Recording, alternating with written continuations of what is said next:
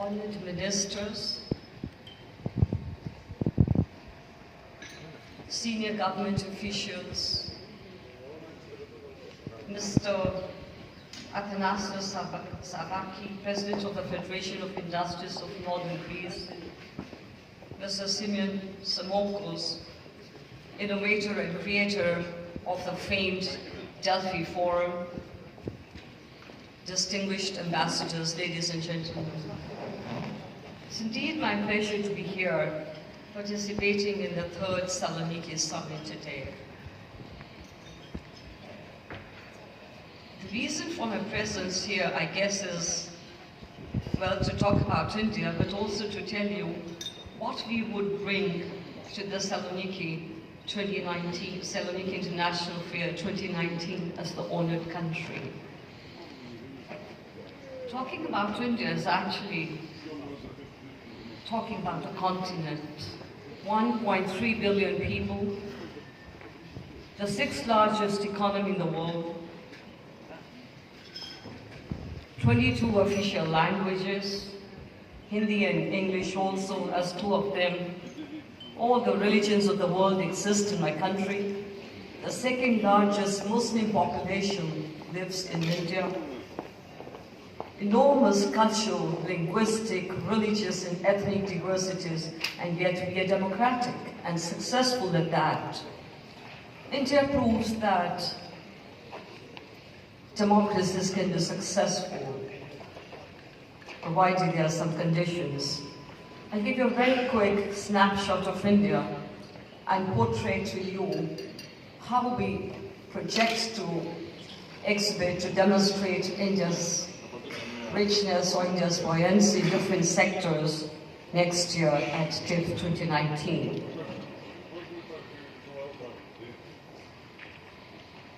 Well, I would just say that talking about our relations with Greece, the most striking feature is that we are two strong democracies, where the rule of law, the freedom of press, multiculturalism, pluralism are the defining values.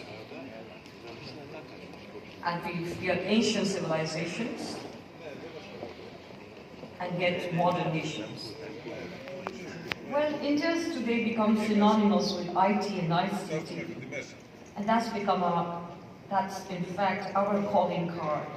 And the sector is valued about $164 billion last year, and is expected to reach $225 billion by the end of 2020. The companies that we plan to bring are largely from the IT sector. NASSCOM, the National Association of Software Developers. In fact, the CEO of Health Expo would be visiting India next month and would be meeting with some important leading IT companies of India, which are members of NASSCOM. Our digital economy is expected to cross $1 trillion by in the financial year 2022, according to a KPMG report. Pharmaceutical industry. India is the largest provider of generic drugs globally. Our pharma industry supplies over 50%, caters to about 50% of global demand for various vaccines. We meet about 30% of generic drugs demand in the US and 25% of all medicines in the UK.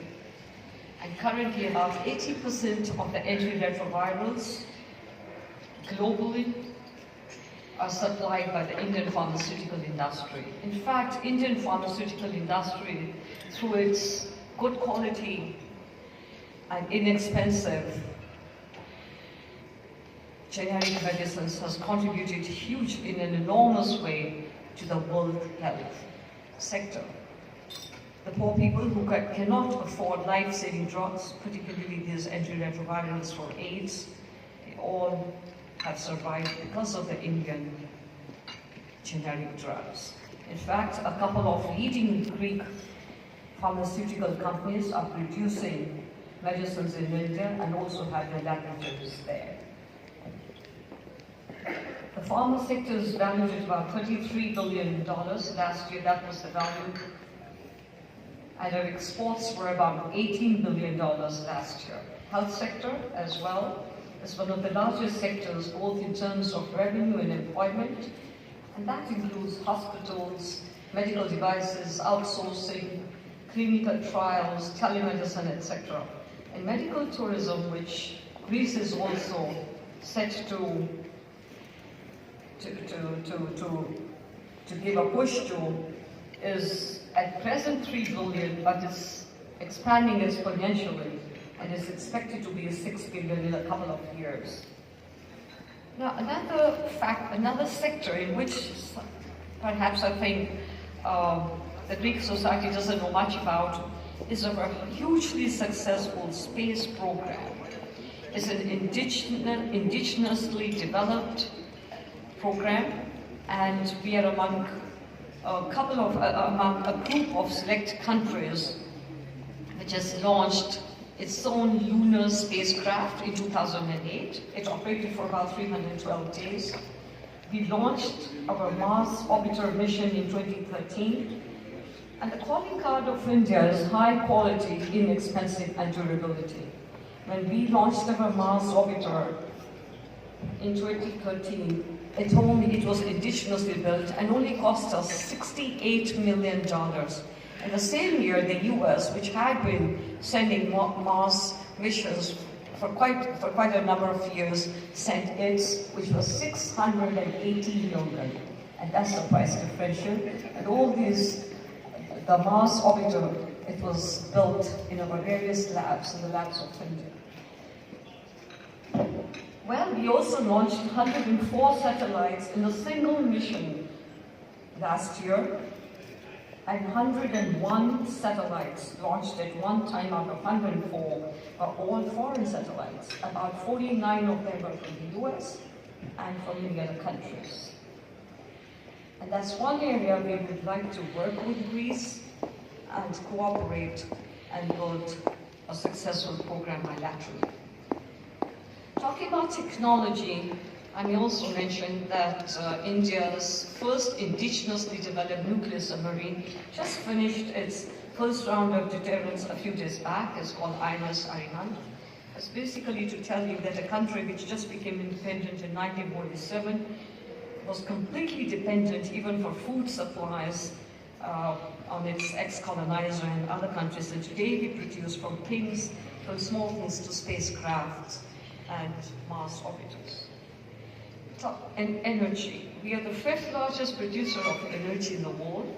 344 gigawatts is our installed capacity, power generation capacity, and energy consumption in India is expanding phenomenally.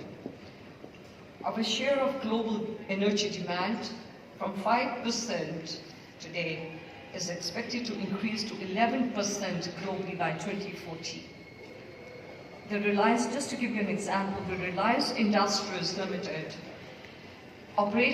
which operates the world's biggest refining complex with a refining capacity of 1.24 million barrels of oil per day.